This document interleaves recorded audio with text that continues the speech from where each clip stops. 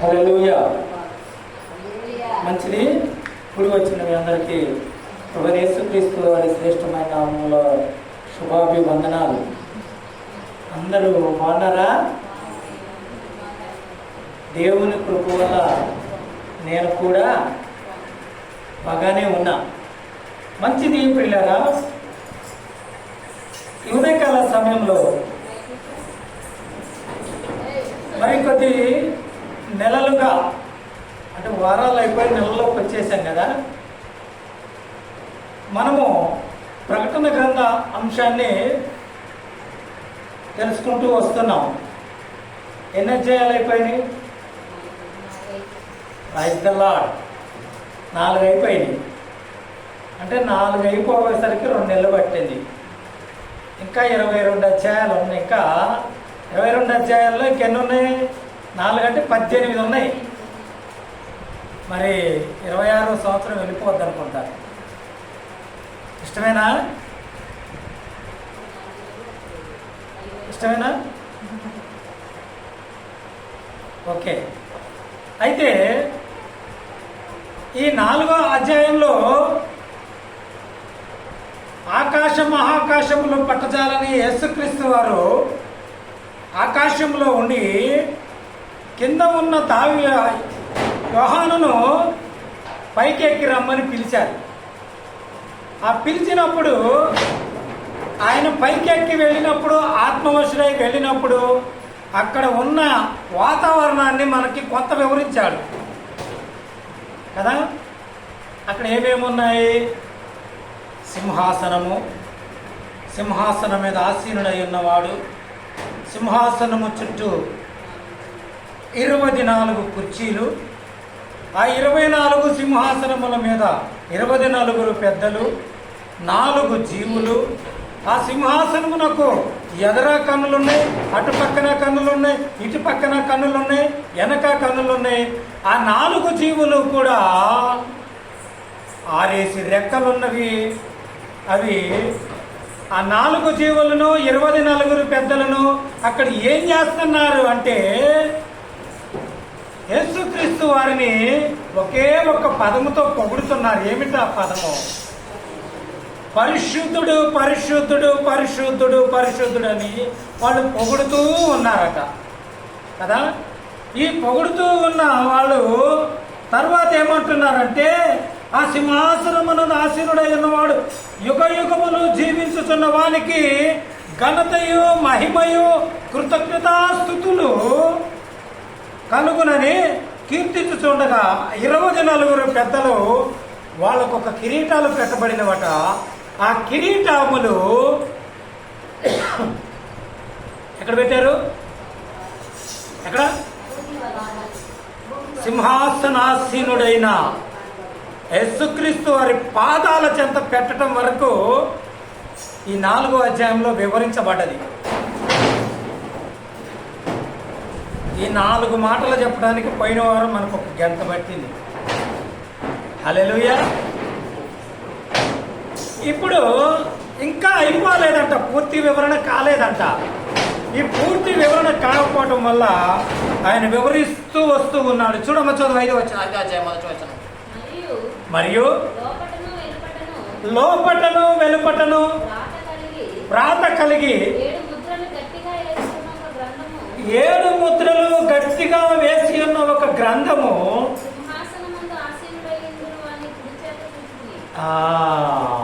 ఎక్కడ చూశాడట?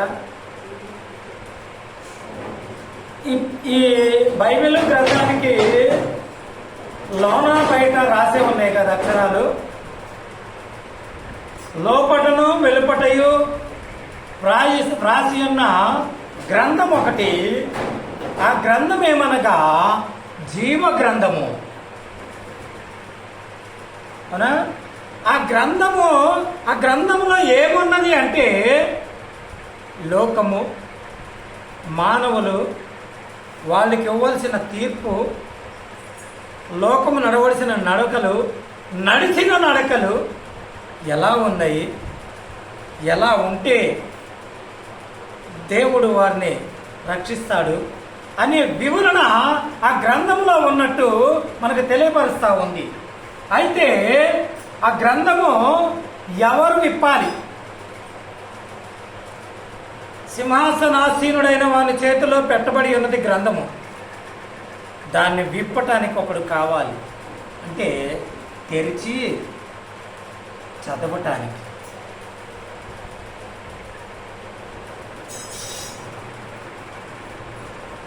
ఈ బైబిల్కి ఉన్న గొప్పతనం ఏమిటో తెలుసా? పరిశుద్ధ గ్రంథము చదువు రాని వాళ్ళు చాలామంది వాక్యాలు చెప్తున్నారు. ఎక్కడో అవసరంలే. మా ఎర్రబైనపల్లిలో ఒక ఆయన ఉన్నాడు, మన ఇంటికి వస్తాడు అప్పుడప్పుడు, తాళపెంట పాస్టర్ గారు, హానోక్ గారు అని. ఒట్టగోత అక్షరం మొక్క లేదు ఆయన. బైబిల్ తెరవకుండా రెఫరెన్స్ చదువుతాడు.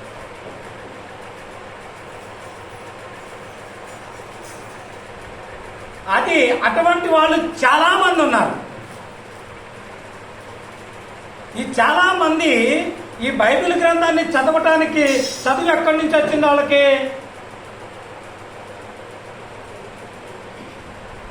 ఒక పాస్టర్ గారిని ఒకరోజు నేను అడిగితే, అయ్యా బైబిల్ చదువుతున్నారు, బాగా రెఫరెన్స్లు చెప్తున్నారు, మంచిగా వాక్యాన్ని అందిస్తున్నారు, మీ క్వాలిఫికేషన్ ఏంటన్నా అంటే ఆయన అన్న మాట అంటే ఏంటి అయ్యారు మీరు అన్నమాట అన్నాడు. అంటే క్వాలిఫికేషన్ అంటే నువ్వు చదివిన చదువు ఎంత అనే పదానికి ఆయనకు అర్థం తెలియదు. ఏంటయ్యా మీరు అన్నదన్న? అయ్యా మీరు ఎంతవరకు చదివారన్న? నేను ఇప్పటి వరకు చదవలేదు అన్నాడు. ఎప్పటి వరకు? మనం అడిగింది ఏంటి? మీరు ఎంతవరకు చదువుకున్నారయ్యా అంటే ఆయన 70 సంవత్సరాల వయసు గల వ్యక్తి నేను ఇప్పటి వరకు చదువుకోలేదయ్యా అన్నాడు.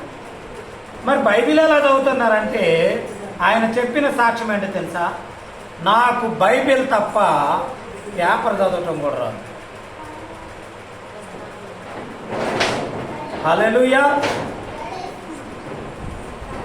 పెద్ద పెద్ద డిగ్రీలు చేసిన వాళ్ళు ఉన్నారు, అన్నీ చదువుతారు తప్ప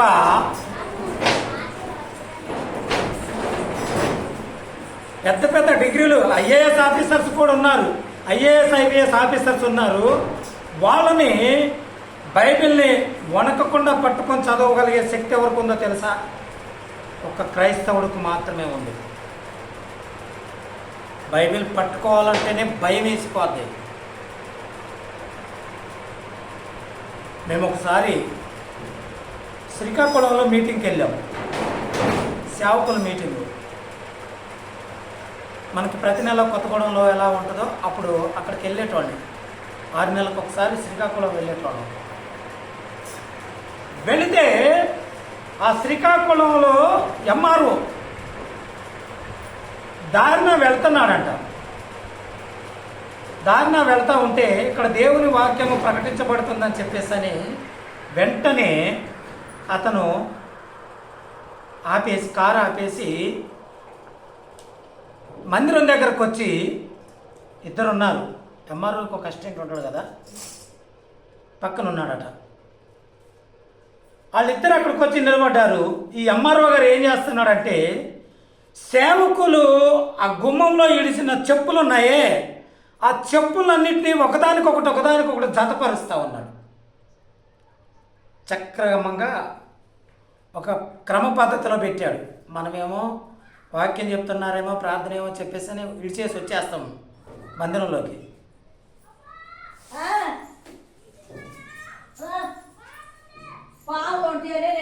ఈ ఎంఆర్ఓ గారు లేట్ ఆ చెప్పులన్నింటినీ ఏ జతకా జతపరుస్తూ ఉంటే ఈ ఎంఆర్ఓ పక్కన వచ్చిన గుమస్తా ఏం చేస్తాడంటే చెప్పులు జతపరచడానికి పట్టుకున్నాడట.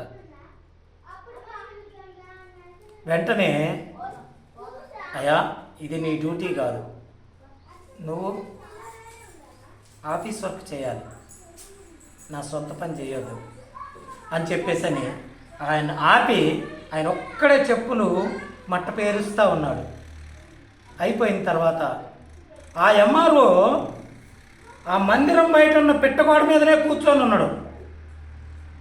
ఎందుకంటే వచ్చిన అయ్యగారులకు అందరికీ వందనాలు చెప్పాలని.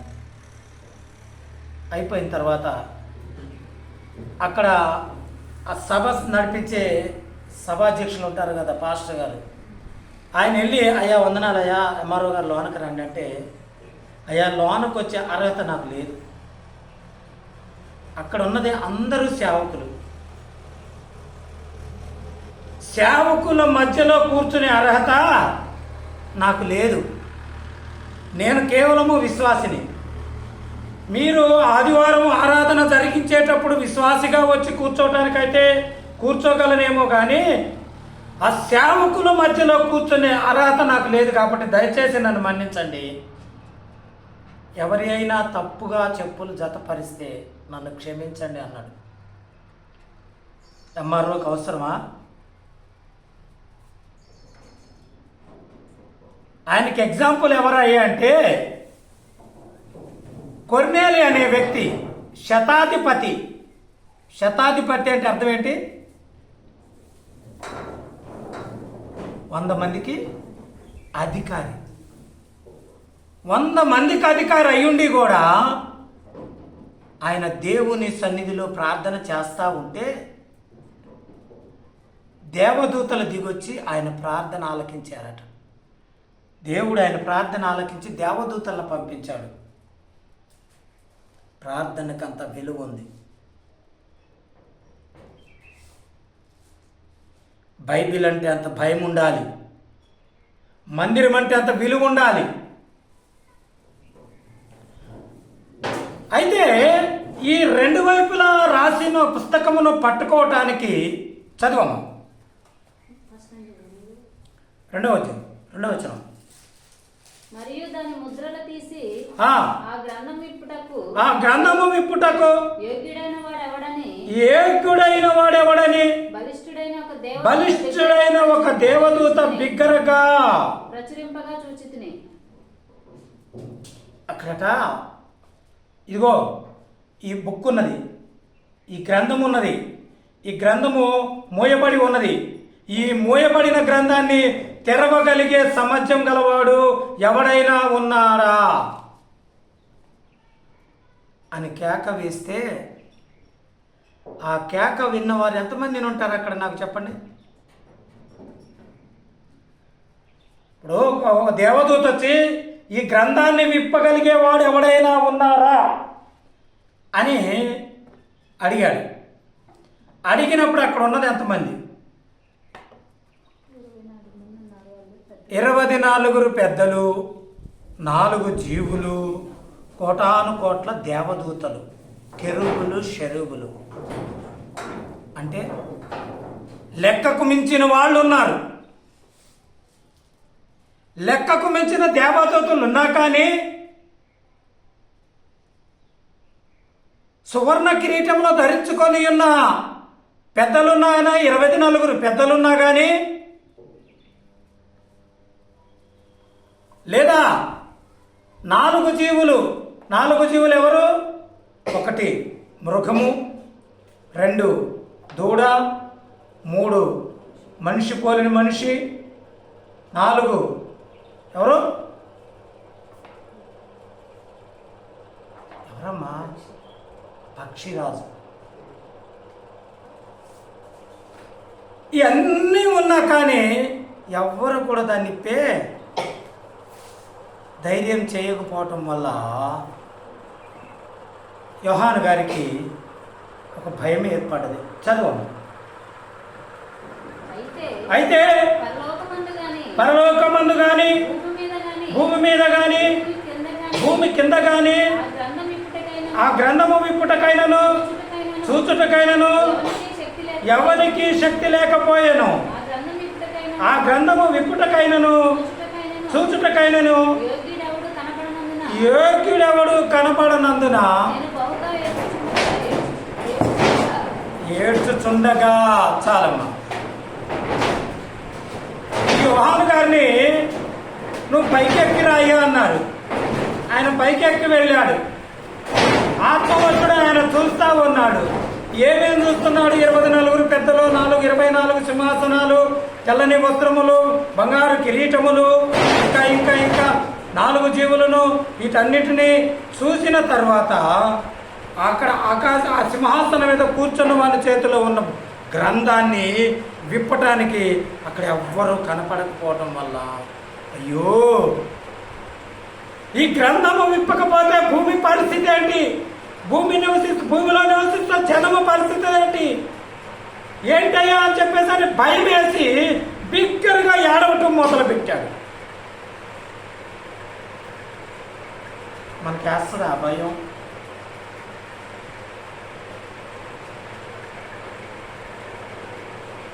ఆ భయం మనకు లేదు.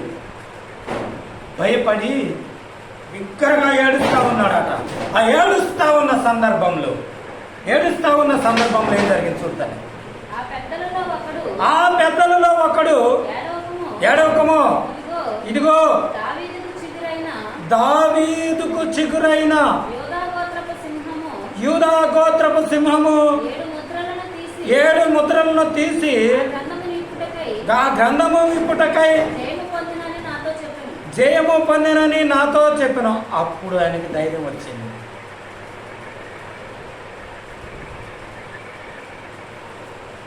దావీదునకు చిగురు. యెషయా గ్రంథము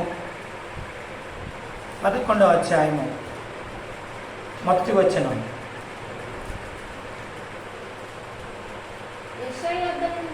యెషయి మొద్దు నుండి చిగురు పుట్టెను, దాని వేరుల నుండి అంకురము ఎదిగి ఫలించును. 10వ వచనం చదువు.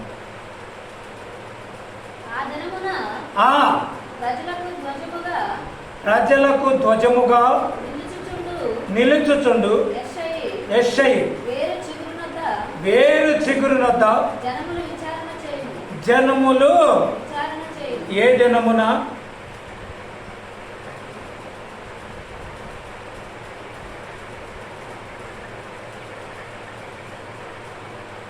ఆ దినమునగా ఆయన రాకడ దినములు. యెషయి మొద్దు నుండి చిగురు పుట్టును. ఈ యెషయి కుమారుడే దావీదు మహారాజు.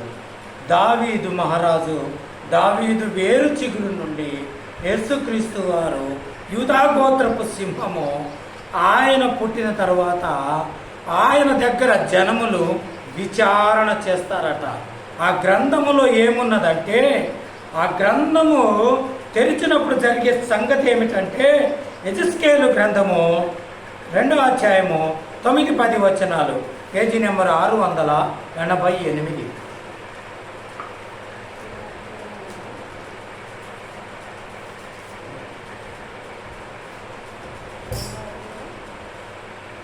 రెండవ అధ్యాయము 9-10 వచనాలు.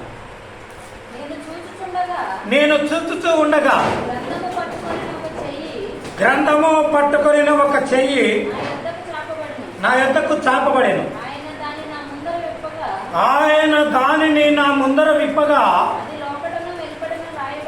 అది లోపటను వెలుపటను వ్రాయబడినదై ఉండెను. మహావిలాపమును మనోదుఃఖమును రోదనమును. ఎవరు రాయబడిందట? మహాదుఃఖము, వేదన, రోదన. ఎందుకు ఇవన్నీ? అంత్యకాలములో జరిగే తీర్పని.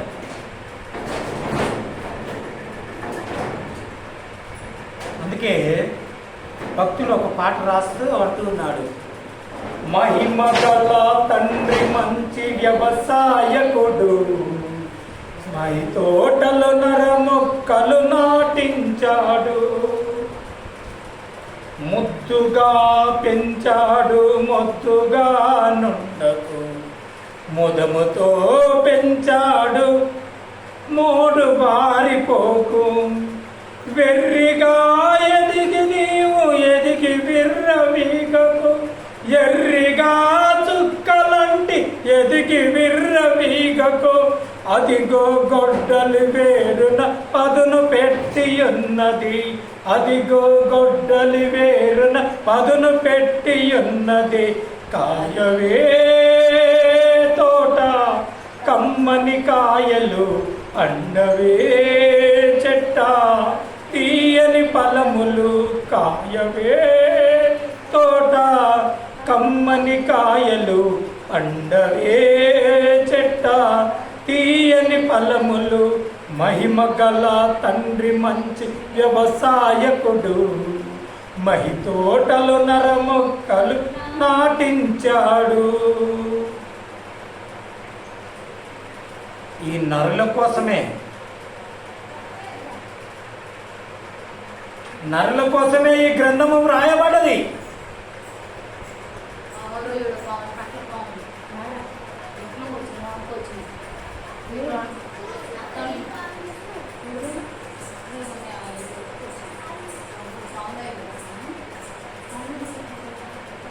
అయితే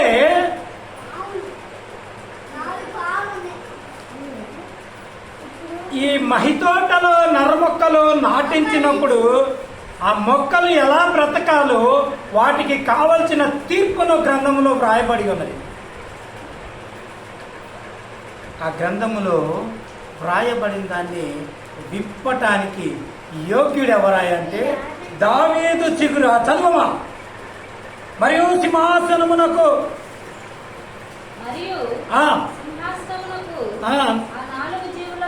ఆ నాలుగు జీవులకును పెద్దలకును మధ్యన వధింపబడినట్లు నిన్న గొర్రె పిల్ల నిలిచియుండుట. ఆ గొర్రె పిల్లకు 7 కొమ్ములను 7 కన్నులను ఉండెను. ఆ కన్నులు భూమి అంతటికి పంపబడిన దేవుని 7 ఆత్మలు. మొదట్లోనే మనం మాట్లాడుకున్నాం. ప్రకటన గ్రంథము 7తో ప్రారంభమైంది. 7 సంఘములు, 7 దీపముల స్తంభము, 7 ఆత్మలు, 7 ముద్రలు. ఈ 7 అనేది ప్రకటన గ్రంథములో, ప్రకటన గ్రంథమే కాదు బైబిల్ మొత్తం మీద సంపూర్ణమైన పదము 7. ఎందుకనగా 6 రోజులు దేవుడు సృష్టి యావత్తును తయారు చేసి 7వ రోజు విశ్రాంతి దినముగా తీసుకున్నాడు. 7 అనేది పరిపూర్ణమైన పదము. ఆ 7 సంఖ్యలు, 7 ఆత్మలు లోకమునకు పంపబడిన దేవుని యొక్క 7 ఆత్మలట. 7 కొమ్ములే 7 ఆత్మలు. ఈ 7 కొమ్ములు ఎవరికున్నాయి అంటే వధింపబడినట్లున్న గొర్రె పిల్లకున్నాయి. ఆ గ్రంథం ఇప్పగలిగే శక్తి సామర్థ్యం ఎవరికుందంటే ఆ 7 కొమ్ములు కలిగిన వధింపబడిన గొర్రె పిల్లకు మాత్రమే ఉన్నట్లు మనకు లేఖనాలు సెలవిస్తా ఉన్నాయి. చదువమ్మా. ఆయన వచ్చి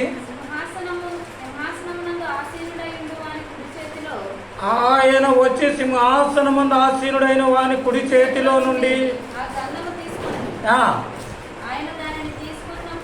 ఆయన దానిని తీసుకున్నప్పుడు ఆ 4 జీవులను, వీణలను, ధూప ద్రవ్యములతో 24 ధూప ద్రవ్యములతో నిండిన సువర్ణ పాత్రలను పట్టుకొని ఉన్న ఆ 24 పెద్దలను ఆ గొర్రె పిల్ల ఎదుట సాగిల పడివి.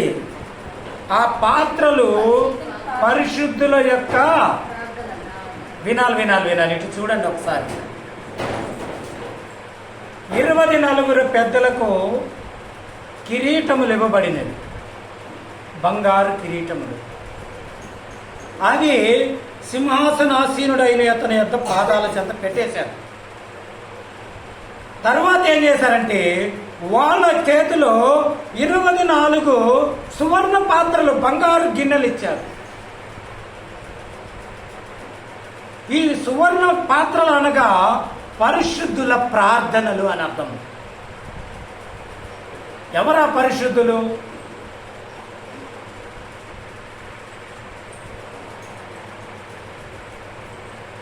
మాకేం తెలుసా కాదు, మాకేం సంబంధం లేదు, మేము కాదంటారా?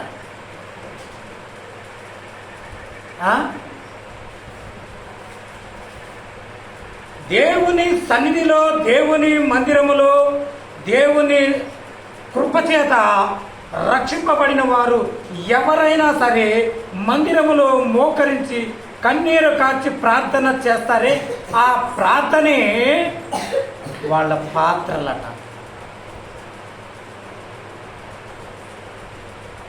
వాళ్ళు పట్టుకున్న పాత్రలు ఒకవేళ నిండి ఉన్నాయనుకో, ఆ నిండిన నీరేంటో తెలుసా?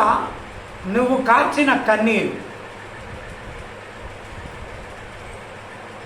ఆ సింహాసనాసీన అతని దగ్గరికి ఈ పాత్రలు పట్టుకొని 24 నిండిన పాత్రలు తీసుకెళ్లారనుకో, ఆ 24 పెద్దలు నిండిన పాత్రలు తీసుకెళ్తే ఆ నిండిన కన్నీరు అక్కడ మనకు ఆశీర్వాదకరంగా మారుతుంది. లేదా ఆ 24 పెద్దలు పుట్టిగానే ఖాళీ పాత్రలు తీసుకెళ్లారనుకో, ఏ ఒక్కళ్ళు కూడా కన్నీరు కార్చి ప్రార్థన చేయట్లేదని అర్థం. అవునా కదా?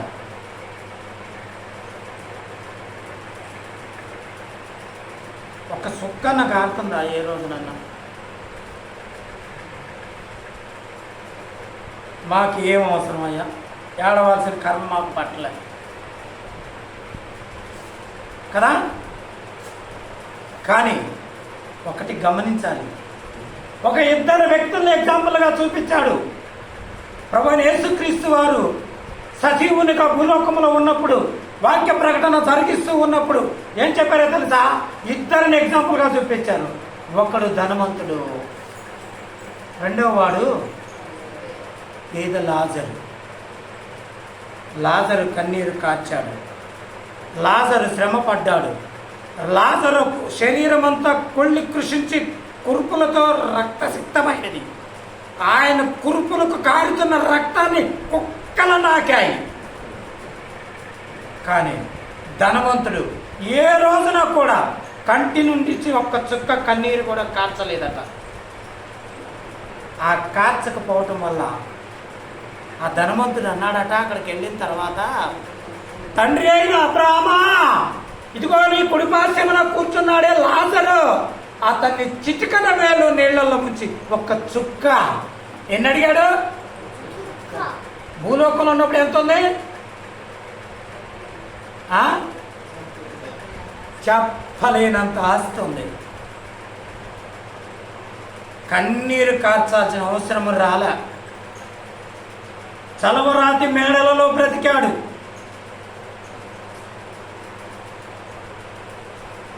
మరి ఆ పాత్ర 24 పెద్దలలో దగ్గర ఉన్న పాత్రలో నీ కన్నీరుందో లేదో మనం గమనించుకోవాలి.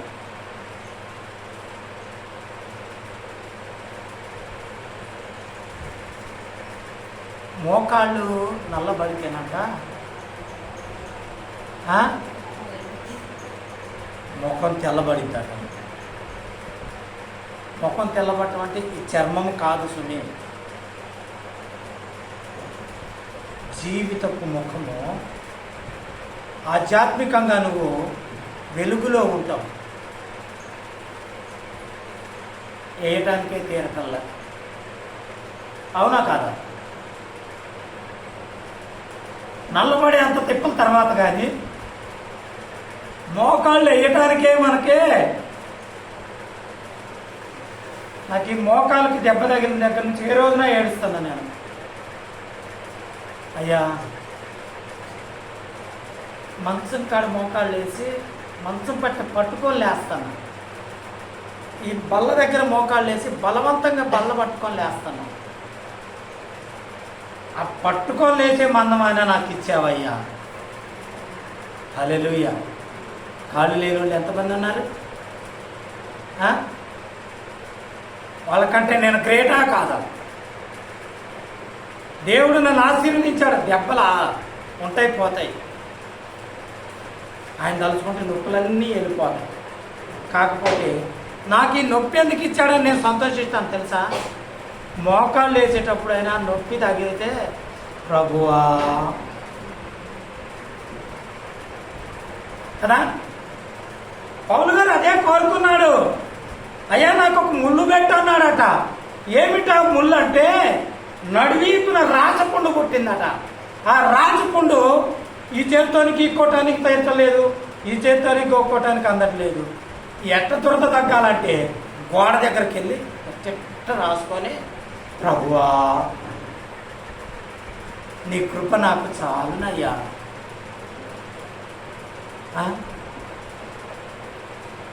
అంత గొప్ప భక్తుడైన పౌలు గారు ముళ్ళు పెట్టమన్నాడు, శ్రమ పెట్టమన్నాడు. మనకు చిన్న శ్రమ కలిగితే ఏసయ్య కనపడితే ఆ శ్రమ తీసేసిందాక సెలవునేస్తాం మనం. అవునా? హల్లెలూయా.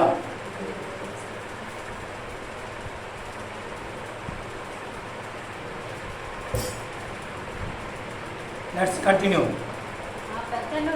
ఆ పెద్దలు నీవు ఆ గ్రంథమును తీసుకొని నీవు ఆ గ్రంథమును తీసుకొని దాని ముద్రను విప్పుటకు యోగ్యుడవు.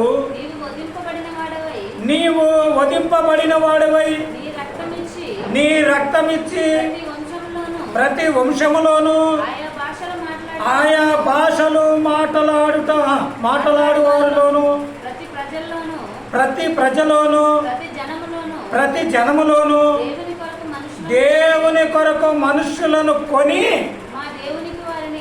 మా దేవునికి వారిని ఒక రాజ్యముగాను యాజకులుగాను చేసేటివి కనుక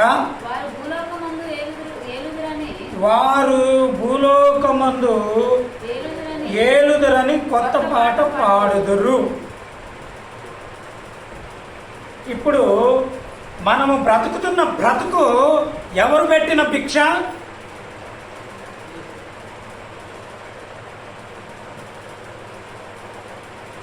చెప్పాలి.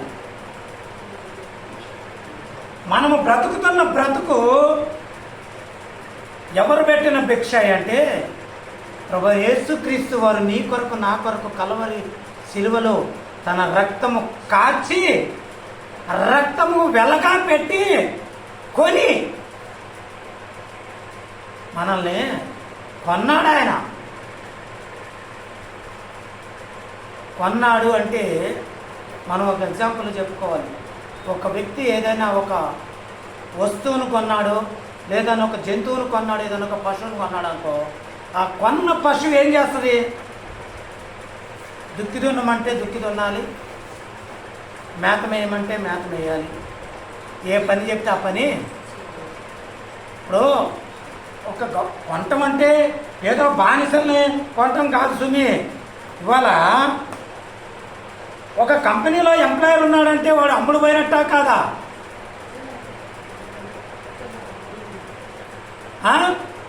జీతానికి అమ్ముడు పోయినట్టే కదా. అక్కడ ఉన్నంతసేపు యజమాని ఏది చెప్తే ఎందుకు డబ్బులు ఇస్తున్నాడు కాబట్టి. మరి డబ్బులు ఒకవేళ వాడిచ్చే డబ్బుల కంటే నీ దగ్గర ఎక్కువననుకో, ఆ డబ్బులు తిరిగి వాడు ముఖాన్ని కొట్టేసి వచ్చేస్తావు. అక్కడ నుంచి నువ్వు బానిసత్వాన్ని విడుదల కల్పించుకుంటావు. కానీ నిన్ను కొన్నది డబ్బులతో కాదు సుమి, రక్తంతో కొన్నాడు. నీ రక్తం తీసి ఇవ్వగలవా?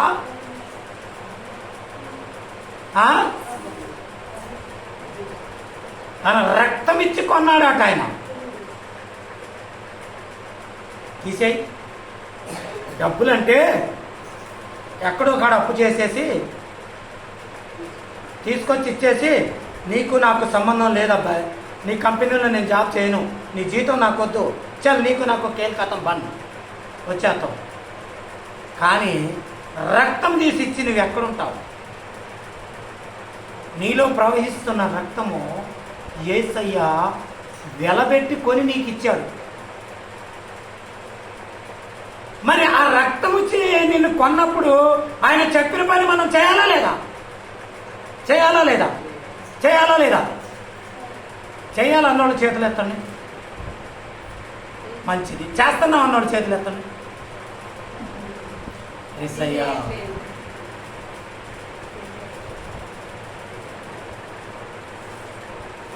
ఆయన ఏం చేయమని చెప్తున్నాడు? నిన్ను భారం వేయమంటలేదు, నిన్ను బరువులు వేయమంటలేదు. ఏమంటున్నాడో తెలుసా? నువ్వు ప్రయాసపడి భారం మోస్తున్నావురా బిడ్డ, నా ఎద్దకురా.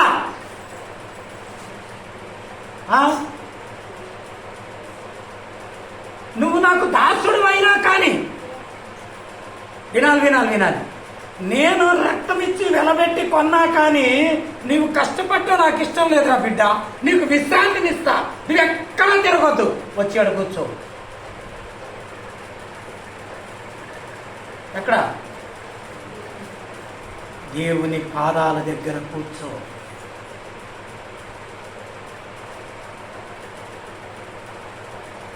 అవునా? అదే నా చెప్తుంది. ఇంకేం చెప్తున్నాడా? ఎలా పిలుస్తున్నాడో తెలుసా? నువ్వు దేవుని మాట వినకుండా, లక్ష్యం పెట్టకుండా, నీ ఇష్టవచ్చంగా ప్రవర్తిస్తూ నీ తలుపు వేసుకొని ఇంట్లో కూర్చున్నావు. తలుపు దగ్గరకు వచ్చి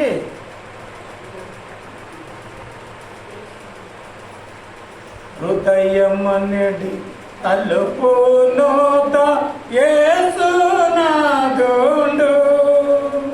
నిలచి సతయుడగుచు తాటుచోండు సకల విధముల.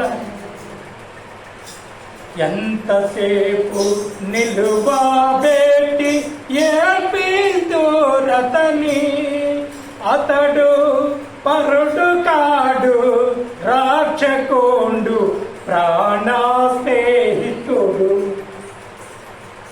ఆయన ఎంత ప్రేమతో ప్రతిపాలుతున్నాడు సార్.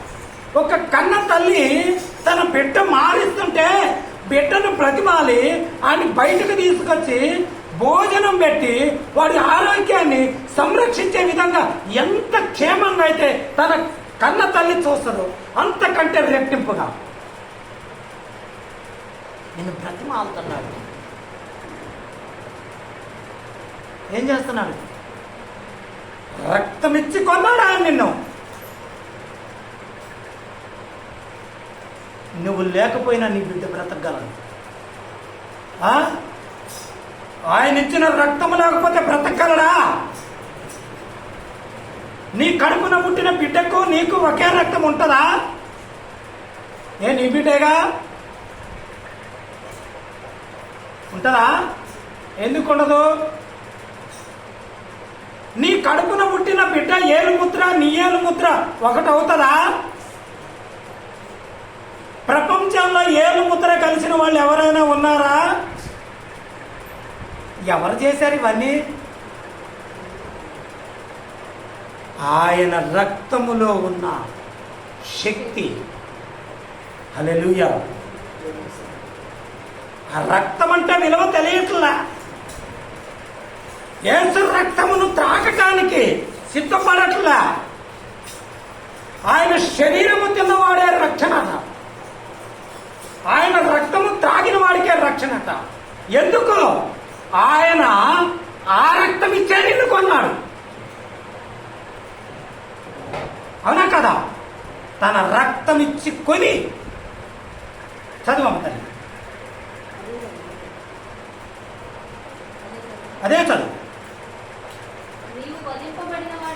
నీవు వధింపబడిన వాడవై నీ రక్తమిచ్చి ప్రతి వంశములోను ఆయా భాషలు మాట్లాడువారు, ప్రతి ప్రజలోను ప్రతి జనములోను దేవుని కొరకు మనుష్యులను కొని మా దేవునికి వారిని ఒక రాజ్యముగాను యాజకులుగాను చేసితివి కనుక వారు భూలోకమందు ఏలుదురని కొత్త పాట పాడుదురు. దేవుని కొరకు భూలోకములో ఉన్న ప్రజలను కొని దేవునికి అప్పచెప్పాడట. ఎవరెవరిని కొన్నాడో తెలుసా? ప్రతి వంశంలో, ప్రతి భాషలో, ప్రతి దేశంలో. ఈ మధ్య ఇది ఎక్కువైపోయింది. మా కులదైవం, మా దేశ దేవుడు, అమెరికా దేవుడు, ఇంగ్లాండ్ దేవుడు.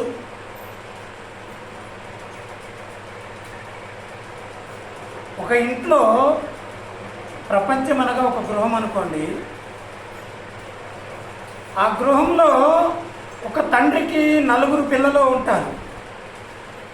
ఆ 4 పిల్లలు ఉన్నప్పుడు వాళ్ళు వేరుపడ్డ తర్వాత ఆ 4 కూడా మా నాన్నే కానీ మీ నాన్న కాదంటారా?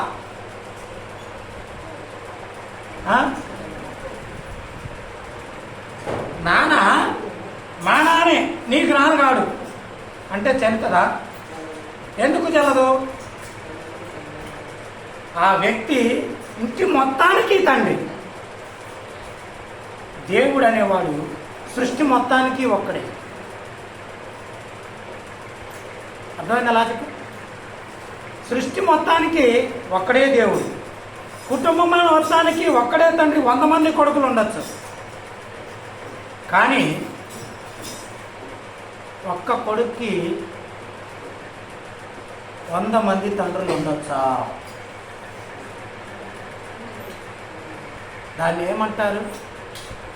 అనకూడని పదం అంటారు. కానీ ఒక్క తండ్రికి 100 మంది కొడుకులు ఉన్నా కానీ సభ్య సమాజం దాన్ని అంగీకరిస్తుంది.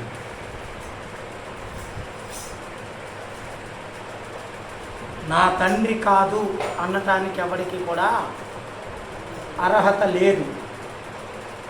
దేవుడు ఎవరు ఏంటనేది అది చాయిస్ ఫర్ యూ, అది నీకే, ఎవరికి సంబంధం లేదు. నిజమైన దేవుడు ఎవరో, సత్యమైన దేవుడు ఎవరో, నిత్య జీవాన్నిచ్చే దేవుడు ఎవరో నువ్వు ఎంచుకోవాల్సిన సమయం నీకు వచ్చింది. ఎంచుకోవాల్సిన బాధ్యత కూడా నీకే ఉంది. అవునా? ప్రతి ప్రజ కొరకు, ప్రతి వంశం కొరకు, ప్రతి దేశం కొరకు మనుషులను తన స్వరక్తం ఇచ్చి కొని దేవునికి అప్పచెప్పాడు నా యేసయ్య. హల్లెలూయా. Let's continue. మరియు నేను చూడగా సింహాసనమును, జీవులను, పెద్దలను ఆవరించి ఉన్న అనేక దూతల స్వరము వినబడెను. వారి లెక్క కోట్ల కొలదిగా ఉండెను. ఇందాక మాట్లాడుతున్నాం కదా, లెక్కింప సఖ్యము కాని జనం ఉన్నారు. దేవదూతలైతే, పెద్దలైతే, జీవులైతే ఏయున్నా కానీ ఈ యోహాన్ గారు ఏమన్నారంటే వాళ్ళ లెక్క కోట్ల కొలది ఉన్నట్టున్నారు. అయినా కానీ గ్రంథాన్ని ముట్టుకునే అర్హత ఎవ్వరికి లేదట. Let's continue. అంతటా వారు వధింపబడిన గొర్రె పిల్ల శక్తియు,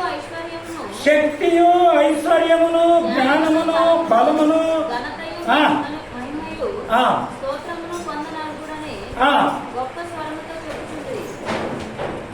ఎవరటేనా?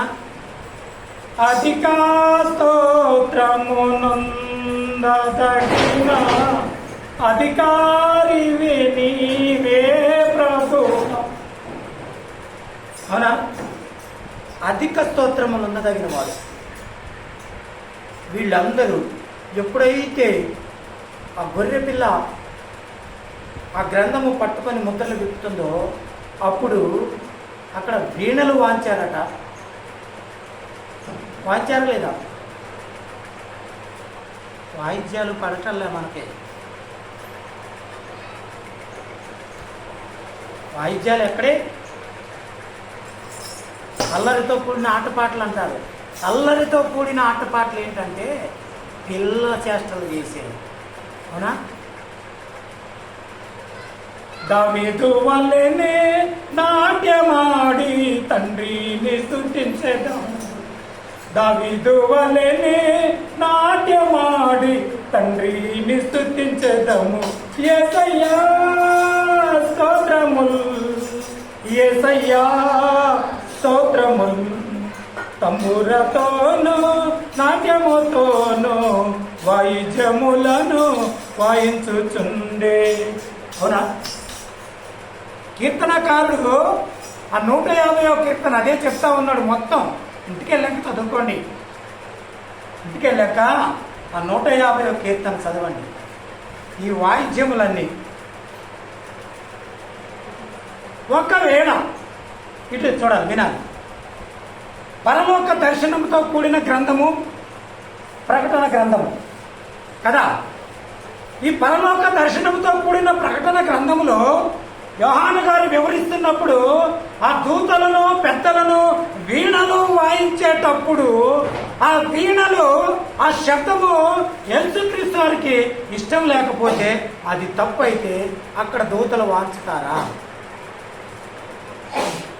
వాయిద్యాలు పట్టుకుంటారా?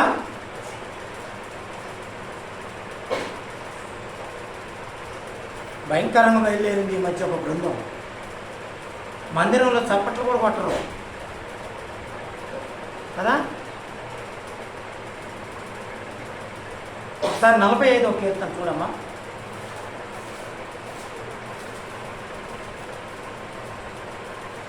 నలభై 47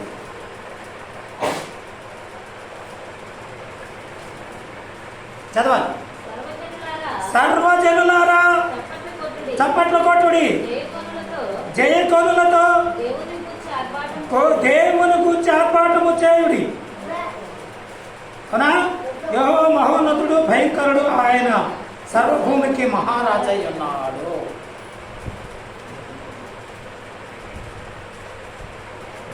సర్వజనులకు ఏం చెప్తున్నాడమ్మా? సర్వజనులు అందరూ ఉన్నారా? కొంతమంది ఉన్నారా అమ్మా? మరి అందరము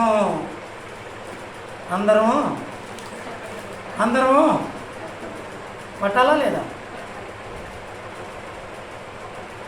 సైంటిఫిక్ లాజిక్ ఏంటంటే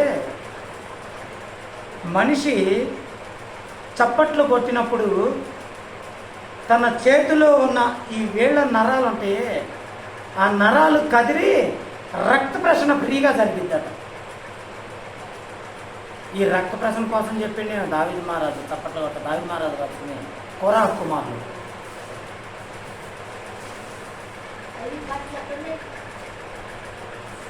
మొన్న హాస్పిటల్కి వెళ్ళినప్పుడు డాక్టర్ గారు కాలు నొప్పి పట్టింది, మడతకు రావట్లేదు అంటే, నడుస్తున్నావా పాస్టర్ గారు అన్నాడు. నడవట్లేదండి అన్నాను. బండి కూర్చొని తోలమాక, నువ్వు నడక నేర్చుకో, ఒళ్ళు తగ్గించుకో అన్నాడు. 7 కేజీలు తగ్గినాయ్యా అన్న. నువ్వు ఇంకా తగ్గాలి, నడక నేర్వాలన్నాడు. అదేంటో నడిచినప్పుడు కాలు నొప్పి తక్కువ ఉంటుంది, కూర్చున్నప్పుడు కూర్చొని లేవడానికి నొప్పి ఎక్కువ అవుతుంది. ఆ నడక నడిచే కాళ్ళతో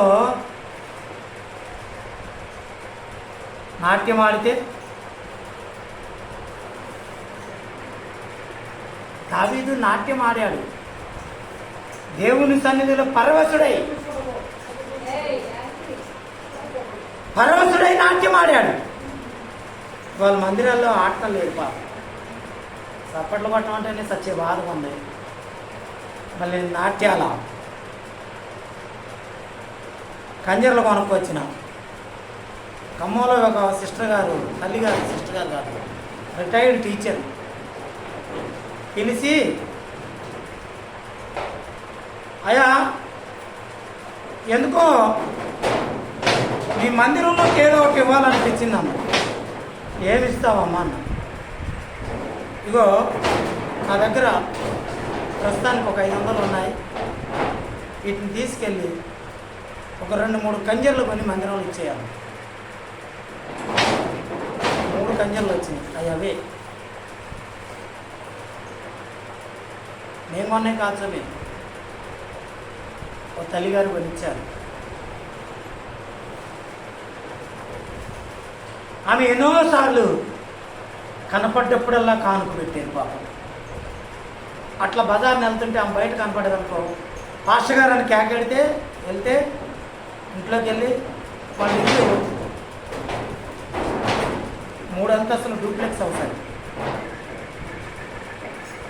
ఇద్దరు గవర్నమెంట్ ఎంప్లాయీస్, రిటైర్డ్. వాళ్ళ పెద్ద అబ్బాయి వెర్షలంలో సాఫ్ట్వేర్ ఇంజనీర్.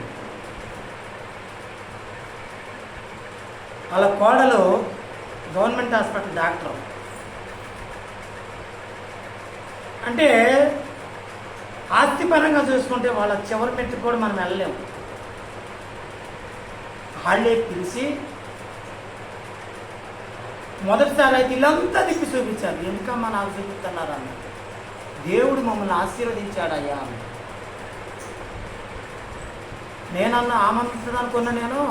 నేను చూడు ఎంత గొప్ప ఇల్లు కట్టినో అంటదేమో అనుకున్నా. అలాగల్లా దేవుడు చూడండి అయ్యా మమ్మల్ని ఎంతగా ఆశీర్వదించి ఈ చిన్న గృహాన్ని ఇచ్చిందా. 3 అంతస్తులు డూప్లెక్స్ హౌస్, వాళ్ళకి చిన్న గృహం అలా ఉంది. కనపడ్డప్పుడల్లా ఇద్దరు రిటైర్డ్. అంటే ఎంత ఉంటుంది ఏజ్? నేను సోఫాలో కూర్చుంటే ఆమె కింద కూర్చుంటాను. ప్రతిసారి నేను సోఫాలో నన్ను రావడంతోనే. అందుకే ఘనేమిరాలు మిద్దె మీద దేవుని సేవకుడు కొరకు ఒక మందిరం ఇల్లు కట్టింది. సోఫాలో కూర్చుంటే ఆ మాస్టర్ ఏమో చైర్లో కూర్చుంటాడు, మేడం గారు కింద కూర్చొని కొన్ని మాటలు నాతో చెప్పించుకొని చాయ్ తాగిన తర్వాత నా కోసం షుగర్లెస్ టీ పెట్టి ఆమె గారు ఇచ్చి టీ తాగటం అయిపోయాక ప్రార్థన చేయించుకొని కానుక పెట్టి పంపించేవాళ్ళు. భయము. సేవకుడు అంటే విలువ. వాళ్ళు ఇచ్చే డబ్బులతో మనం ఏదో, మీరు ఇచ్చే డబ్బులతో నేను ఏదో చేస్తానని కాదు. ఏ రోజున నేను అసలు ఈ పదం వాడటం ఇదే ఫస్ట్ టైం. కానుకలనే పదము నాకు ఇష్టం ఉండదు. ఎందుకంటే దేవుడు నన్ను ఆశీర్వదిస్తూ ఉన్నాడు. దేవుడు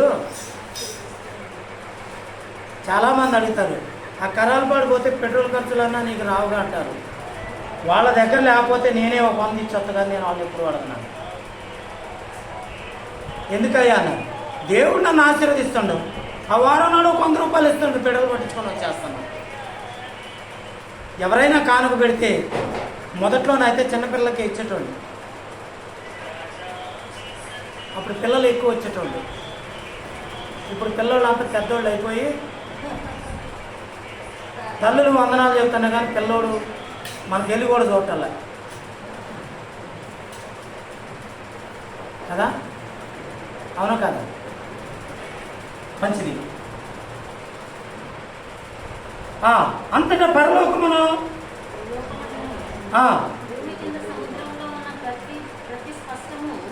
ప్రతి సృష్టము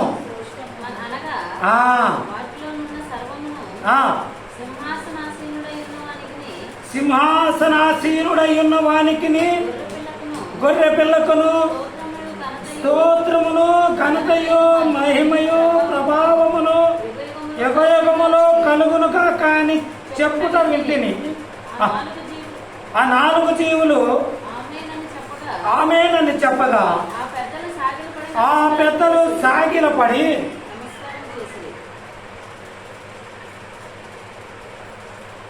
అక్కడ ఇద్దరు కనపడుతున్నారు.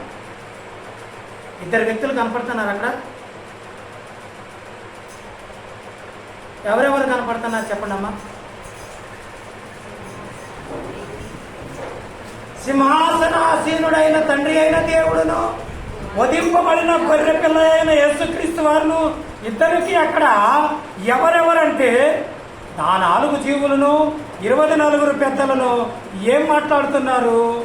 మహిమయు ఘనతయు ప్రభావమును యుగయుగమును మరి ఇప్పుడు తండ్రి కుమార అవునా కదా?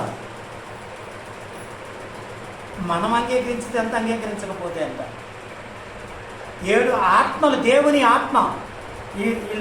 ఈ 5వ అధ్యాయంలో దేవుని 7 ఆత్మలు, ఆత్మ, తండ్రి, కుమారుడు ఒకే వర్ణంలో ఉన్నారు. అక్కడ పరలోకంలో ఒకే స్థానంలో ఉన్నారు. మీకు ఇంకా వివరణ కావాలంటే యోహాను రాసిన 2వ పత్రిక,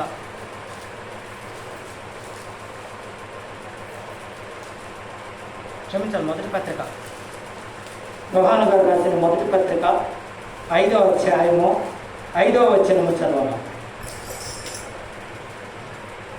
ఆ పెద్దలలో ఒకడు,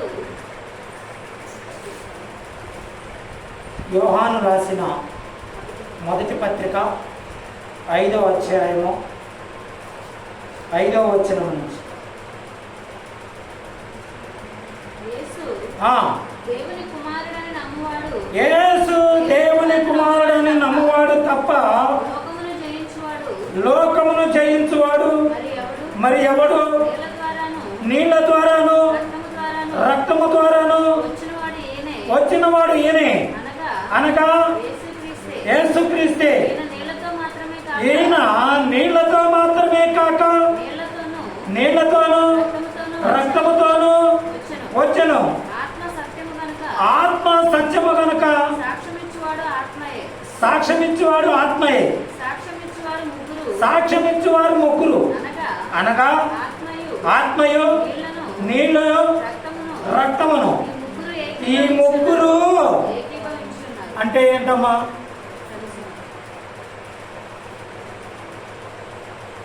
తండ్రి, కుమార, పరిశుద్ధాత్మ త్రియేక దేవుడు. దీనిని మనం అంగీకరించాలి. నిన్ను ఆయన రక్తమిచ్చి కొన్నాడు.